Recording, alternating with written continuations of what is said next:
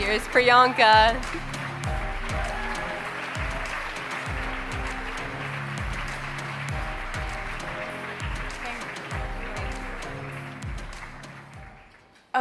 Good afternoon, everyone. I'm gonna just keep it here. Good afternoon, everybody. This is Ava. She's 16 years old.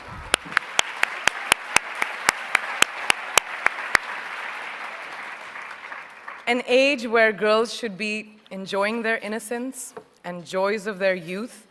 But she, at such a tender age, understands the importance of being a voice for her peers, an advocate for young girls and women around the world who may not have the opportunities that us sitting over here have. So receiving this honor from a hero like her makes this so much more exceptional. So thank you.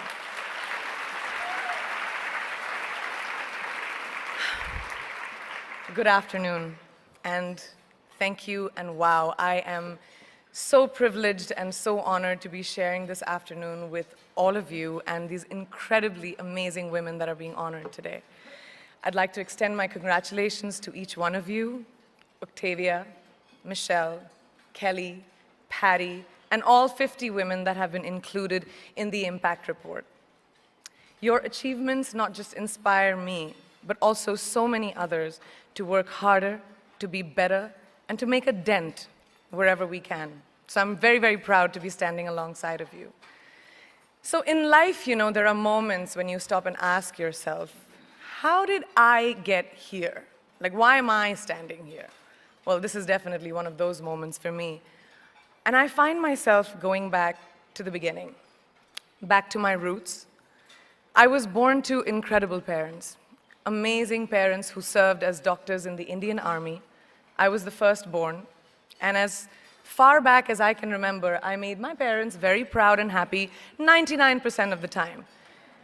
Okay, slight exaggerations of personal achievements are allowed from time to time, don't you think?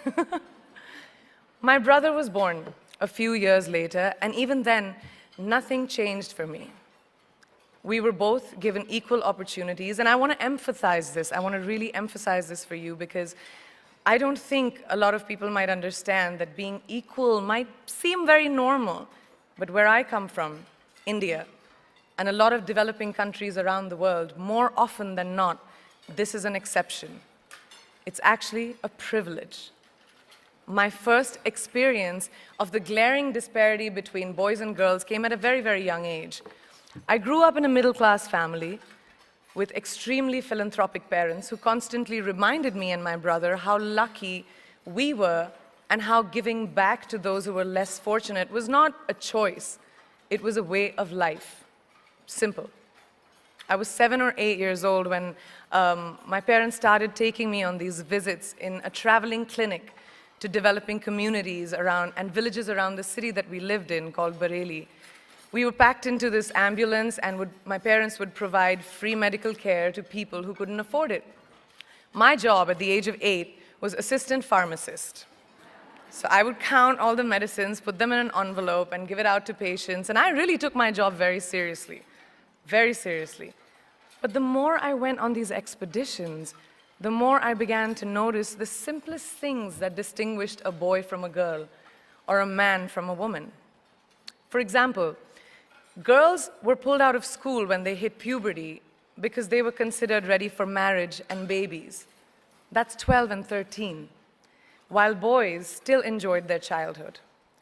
Or basic human rights, such as healthcare, were denied just because they were women. Let's call this whole experience trigger number 1 for me. Fast forward a few years and many, many triggers in between. Like a producer-director, for example, early on in my career, I must have been about 18 or 19, telling me that if I didn't agree to the ridiculous terms or painfully low salary in his movie, that he would just replace me. Because girls are replaceable in the entertainment business. That was a memorable one. Made me decide to make myself irreplaceable.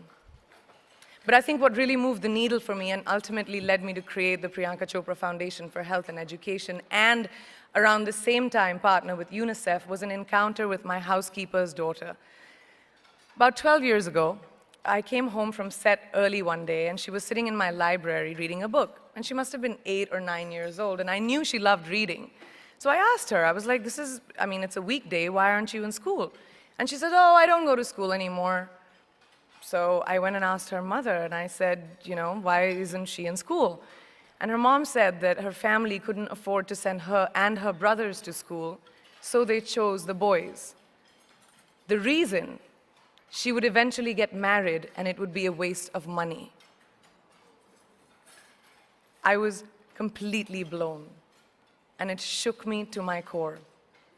Eventually, I decided to cover the cost of her education so that she could continue to learn, because education is a basic human right.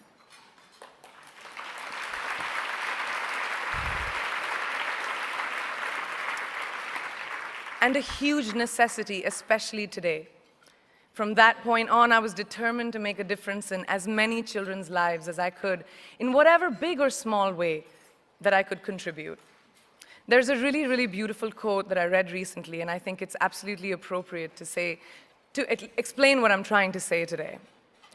The hand that rocks the cradle, the procreator, the mother of tomorrow, a woman shapes the destiny of civilization. Such is the tragic irony of fate that a beautiful creation such as a girl child is today one of the gravest concerns facing humanity. Girls have the power to change the world. It is a fact, and yet today, girls are more likely than boys never to set foot in a classroom, despite of all the efforts and progress made over the last 2 decades. I'm just going to give you a stat, more than 15 million girls of primary school age will never learn how to read or write, compared to 10 million boys. Primary school, it's the beginning of our future.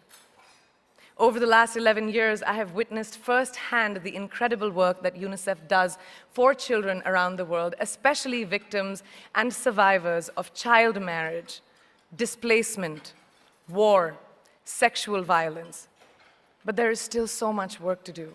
And for me, that is the fuel to my fire. The reason I'm so committed to this cause, and that is where my passion stems from, because I know that a girl's education not just empowers families, but communities and economies.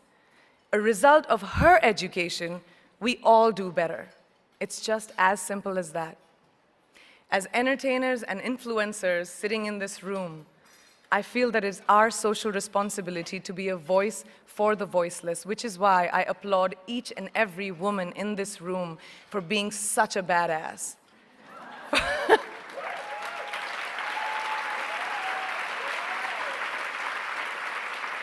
For using your platform and your voice to contribute to change, and for ensuring that there is not even one lost generation as long as we are alive. I'd like to thank Variety and all of you for encouraging me and all of us in this room to keep going and fighting on. Thank you so much.